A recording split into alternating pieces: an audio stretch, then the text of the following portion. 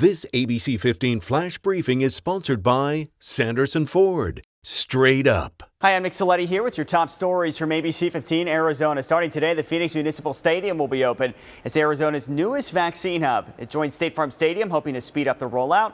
Appointments already booked up through the end of this month. The state says they have capacity to do more, but it hinges on getting that extra supply of the vaccine from the federal government. As more sites across the state open up to get you that COVID vaccine, we know you have a lot of questions and we want to get you answers. So this Wednesday, we'll be joined by some of our ABC15 health insiders, and they'll answer your questions so you can feel comfortable making decisions about your health and safety when it comes to this vaccine. So send your questions to healthinsider@abc15.com. Then join us Wednesday morning during our 6 a.m. newscast as we work to get you those answers. An epidemiologist is calling for a change in COVID vaccination distribution. Dr. Michael Osterholm advised President Joe Biden's transition team on this pandemic. He says the administration should give as many first doses as it can, even before giving second doses to people that have already received one. The comments were made during an interview on Meet the Press this weekend. So we still want to get 2 doses in everyone, but I think right now, in advance of this surge, we need to get as many 1 doses in as many people over 65 as we possibly can to reduce the serious illness and deaths that are going to occur over the weeks ahead. Yeah, and that first dose does at least still give you a little bit of immunity. He also predicts a new surge of infections, saying it'll be with the new variants originally found in the UK. He predicts that's going to happen in the next 6 to 14 weeks. This week, the state superintendent will deliver her State of Education address. We'll get a better idea of how the legislature could help students and families rebound. Superintendent Kathy Hoffman laying out the impact of the pandemic on students and schools and pushing for policy she feels lawmakers should prioritize this session. Issues like school funding, pausing the A through F school grading system, increasing teacher retention and recruitment, and providing maximum flexibility for state testing assessments in the spring. By tomorrow morning, it'll be a federal requirement to wear a mask on airplanes and on public transportation.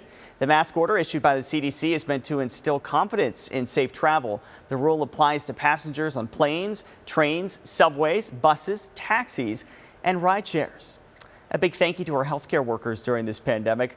At Ryan M. Scottsdale Hair Salon, healthcare workers received free haircuts on Sunday. The stylists volunteered their time cutting and styling for more than 50 hospital employees. One of them was Kaylee DeJohn, who delivers meals to patients, and that includes on the COVID floor. It has been scary, but we've all, as a team, made it through it. Well, she says that she's thankful for the day of pampering because today it's back to the front lines. Brady and Mahomes aren't the only ones taking their skills to Tampa this week. Big congrats to a Valley Flag football team that went all the way this weekend in Florida. The AZ Ballhawks 8-under team won the national championships for flag football. The matchup had been pushed back due to the pandemic, but this team did not let that stop them. Congrats, guys. You are making Arizona proud.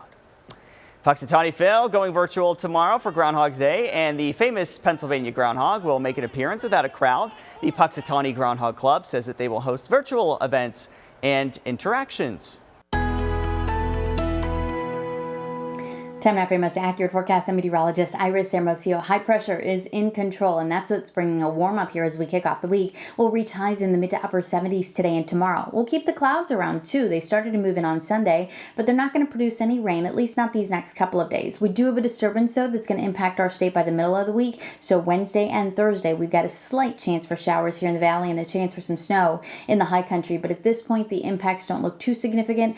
Less than 1/10 of an inch or a few hundredths of an inch of rain possible in the valley if we get anything. And in the high country, those snow accumulations will be minimal. Again, Wednesday into Thursday looks to be our best bet. In the meantime, today, a high of 76 degrees under mostly cloudy skies, but it's going to stay dry. Highs reach the upper 50s in Payson and in Sedona, upper 60s today at Lake Havasu, mid 70s this afternoon for Phoenix. Then tomorrow, we're getting closer to that 80-degree mark with a high of 78 degrees. Still in the 70s on Wednesday, then a little cooler to finish the week. For the latest headlines, weather, and traffic, go to abc15.com or just download our free ABC15 mobile app. This ABC15 Flash Briefing is sponsored by Sanderson Ford. Straight up.